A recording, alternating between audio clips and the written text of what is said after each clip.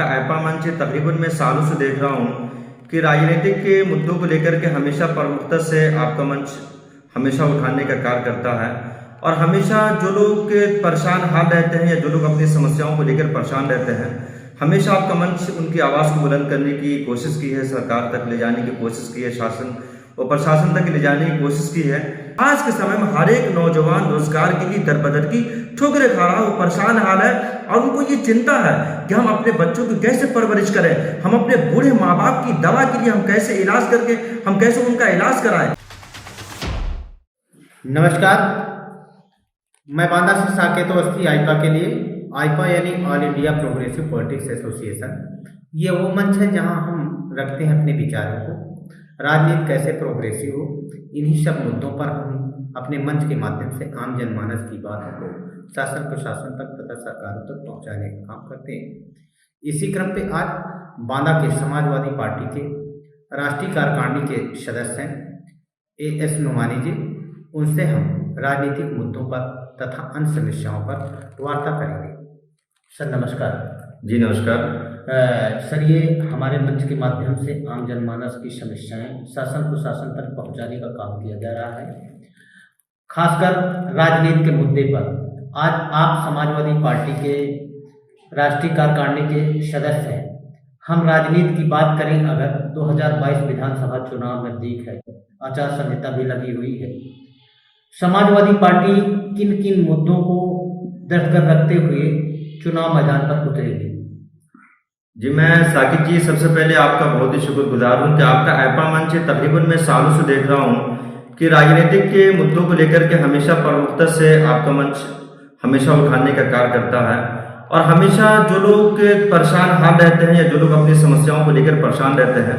हमेशा आपका मंच उनकी आवाज़ को बुलंद करने की कोशिश की है, सरकार तक ले जाने की कोशिश की है, शासन और प्रशासन तक ले जाने की कोशिश की है।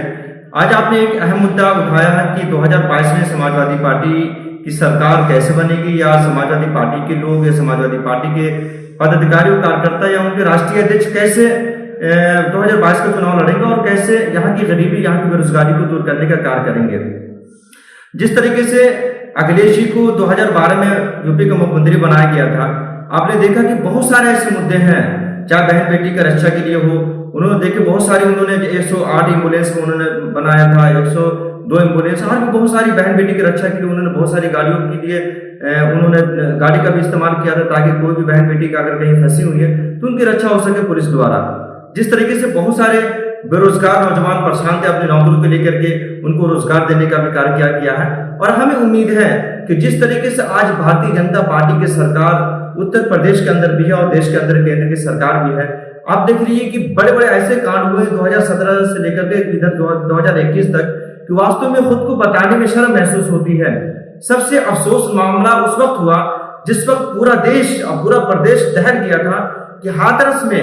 एक बेटी का बलात्कार होता है। बलात्कार होने के बाद पुलिस द्वारा जो बलात्कारी होता है उसके खिलाफ कोई भी कार्रवाई नहीं की जाती है, लेकिन रात के तन्हाइयों में, रात की अंधेरी रातों में पुलिस द्वारा उस बच्ची का,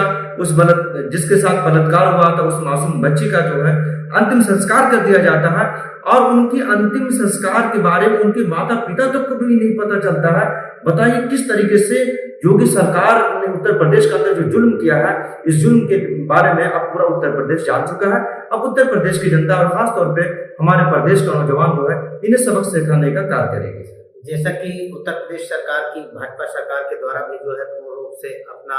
प्रोपोगंडा तथा अन्य बिंदुओं पर जो है ये पेशकश की जा रही है कि हमारी सरकार के द्वारा संपूर्ण जो है समाधान किया गया है, हमारी सरकार पे कानून का पूर्ण रूप से राज है। खासकर 2022 विधानसभा नजदीक है, उनमें जो चुनावी चुनौतियां तो हर पार्टी के लिए है, लेकिन वर्तमान परिदृश्य पे समाजवादी पार्टी के कार्यकर्ताओं के लिए किस स्तर की चुनौती अपने जो है इस कार्यकाल में तथा 2022 विधानसभा चुनाव को लेकर के देखते हैं, जिन मुद्दों को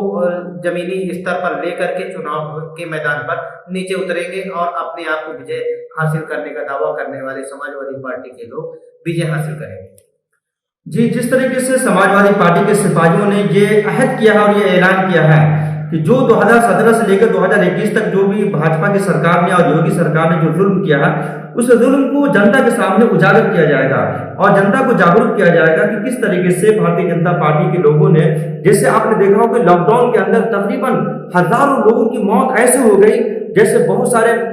सारे ऐसे हमारे मरीज थे जो अस्पताल जाते थे, अस्पताल जाने के बावजूद भी उससे ऑक्सीजन नहीं मिलता था। ऑक्सीजन न मिलने की वजह से बहुत सारे ऐसे लोग, हजारों लोग इस प्रदेश के अंदर और इस देश के अंदर मौतें हो गई हैं। तो इसके बारे में हम लोग जनता को जागरूक कर रहे हैं और बहुत सारे ऐसे लोग हैं जो लॉकडाउन के अंदर जो बेचारे रोजगार के, बहुत सारे दिल्ली, बॉम्बे, कलकत्ता, बहुत सारे ऐसे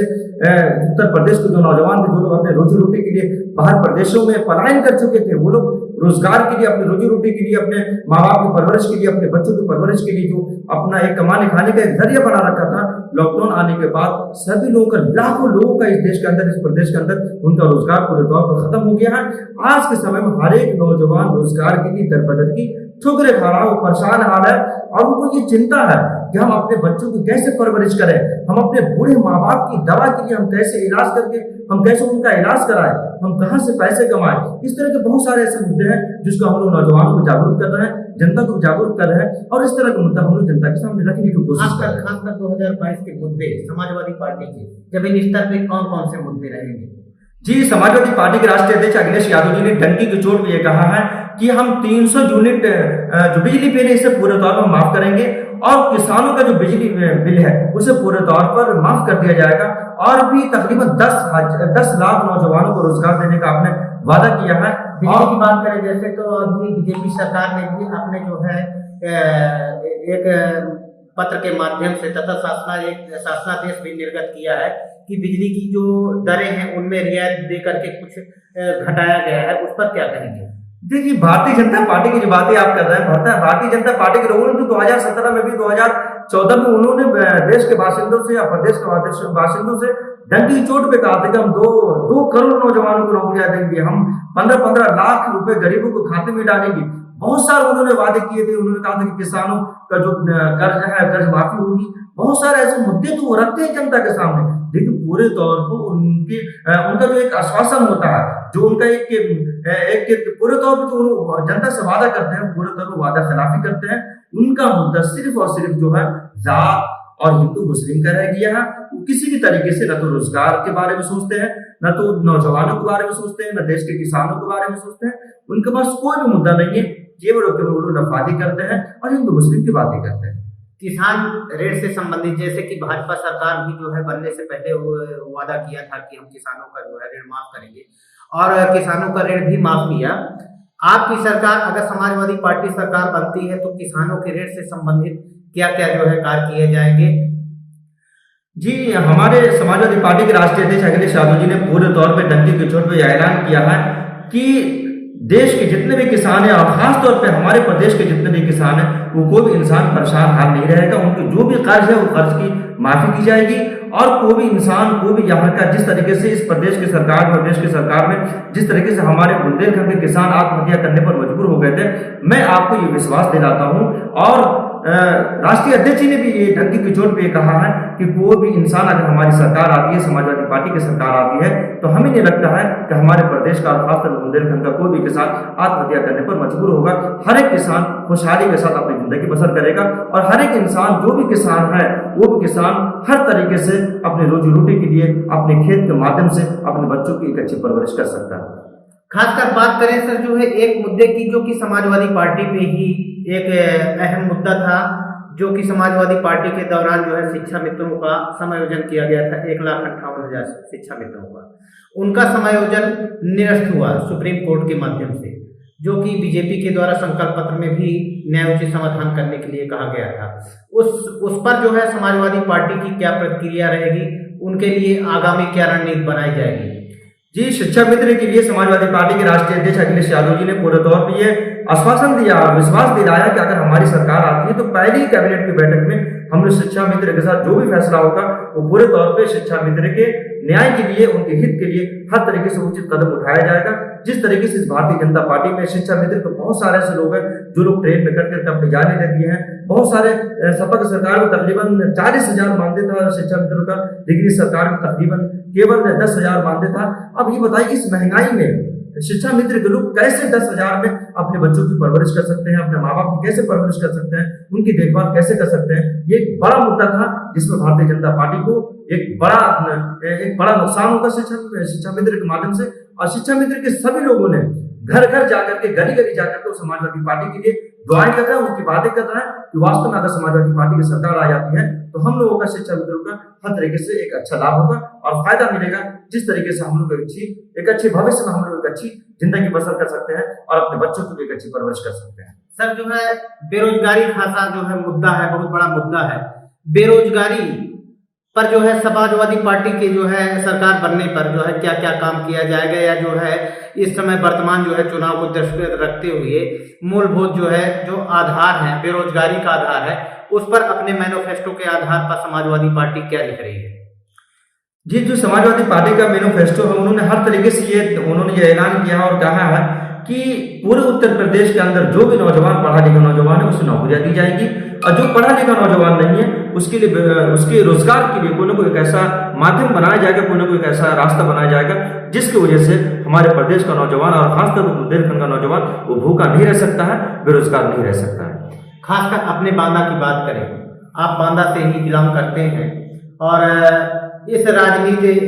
दृष्टिकोण से जनपद बांदा में वर्तमान स्थितियां क्या है? 4 विधानसभा है बांदा की, बांदा सदर और बबेरू, साथ में नरैनी, तेंदुआरी। इन सभी चारों विधानसभाओं में समाजवादी पार्टी की जो है अभी कैंडिडेट घोषित नहीं हुए। इन पर जो है कब तक घोषित होंगे और किन किन बिंदुओं को दृष्टिगत रखते हुए पार्टी कैंडिडेट घोषित करेगी? जी, आपने बहुत ही अच्छा मुद्दा उठाया और हमने भी कल कुछ लोगों ने हमसे सवाल किए थे कि भारतीय जनता पार्टी के पूरे 19 सीट, बुंदेलखंड में 19 सीटें हैं और 19 सीटों पे जो है भारतीय जनता पार्टी को यहाँ की जनता ने उनको पर विश्वास रख करके पूरे 19 सीटों पर उनका कब्जा हुआ था, उनको जीत दिलाई गई थी। आज हम लोगों ने भी ये अहद किया और ये ऐलान किया है कि 2022 के विधानसभा चुनाव में ये तो बांदा के अंदर केवल 4 सीटें हैं, नरैनी, तेंदुआरी, बांदा और बबेरू, लेकिन हम लोगों ने पूरे तौर पे ये मेहनत कर रहे हैं और जनता तक के जाकर ये बात को कह रहे हैं, समाजवादी पार्टी की जो अच्छाइयां हैं उसको बयान कर रहे हैं। और हम लोग ये चाह रहे हैं कि 2022 में जो बुंदेलखंड की पूरी 19 सीटें हैं, पूरी 19 सीटों पे समाजवादी पार्टी का कब्जा होगा और उनके प्रत्याशी को पूरे 1900 प्रत्याशी को हम लोग जीत दिला करके विधानसभा पहुंचाने का काम करेंगे और यहाँ की बेरोजगारी को दूर करने का काम करेंगे। जी, बहुत बहुत धन्यवाद सर। ये थे हमारे जो है AS नुमानी जी, जो कि समाजवादी पार्टी के राष्ट्रीय कार्यकारिणी के सदस्य हैं। इन्होंने राजनीति के मुद्दे को लेकर के तथा बांदा चारों विधानसभाओं के संबंध में राजनीतिक मुद्दों को लेकर के समाजवादी पार्टी के किस आधार पर जो है चुनाव लड़ेगी, सभी बिंदुओं पर वार्ता हुई। Sir, thank you very much, ये हमारे संस्थान को आपने समय दिया। मैं बांदा से आइपा के लिए साकेत अवस्थी।